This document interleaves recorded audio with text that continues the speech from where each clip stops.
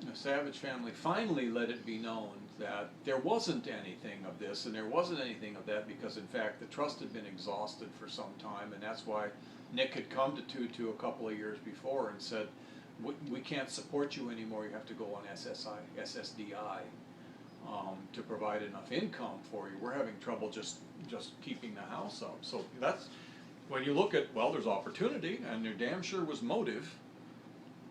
Those are two of the three ingredients. You just lack evidence. So maybe in a sense it was all for the best. I don't know. It was certainly the undoing of Tutu, but I think the undoing of Tutu was, and Alice died anyway. She really, you live with somebody that closely for all those years and share that many things, and after a while it's just, you're just tired. And Tutu, her constitution was, well, we'll just pick up and start all over again after the fire. But that's something coming from some place that doesn't have anything backing it up anymore. You know, so you know, they did. I remember going in the house and seeing that the basement was half finished and being turned into an apartment so that she would have a place to live while they rehabilitated the part of the house that burned.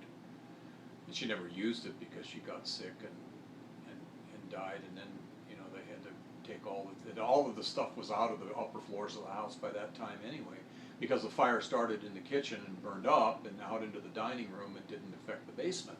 So the basement was still the same and still livable, but then after she died, everything was moved out of the house, put in storage, and we were just informed that we would get whatever it was they thought we were entitled to. And so Deborah said, no.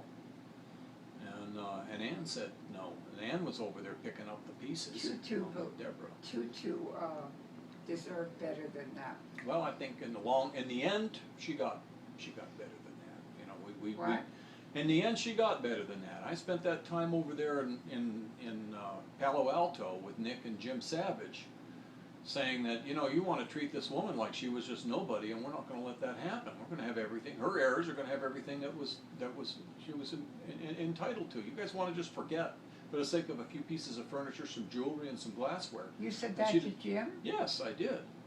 I said, you're going to have, this woman was an extraordinary woman, and she deserves better than this. Yes, I did say that. And so, and this is the position that we're coming from. We're not saying that our side, we got to come to a resolution for this. This has gone on. It had gone on for 2 years.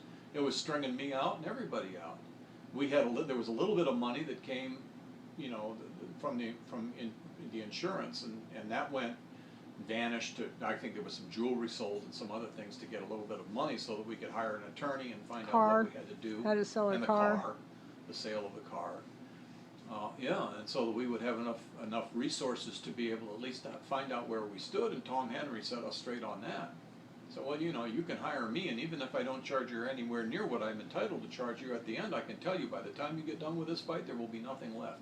You'd be much better off to leave me out of it and work out something with the Savage family. And, you know, Deborah wanted total and complete surrender. She didn't want armistice. She wanted capitulation, and she wasn't going to get that. She was divorced, and she really didn't have any right to do that. Blaine was backing her up quite a bit too. I think she got a lot of support from Blaine. I think if she'd just been completely on her own, she might not have found it as. Who was backing her up? Blaine, her husband. Well, he didn't have any right. He didn't have a dog in that fight, but she had somebody that was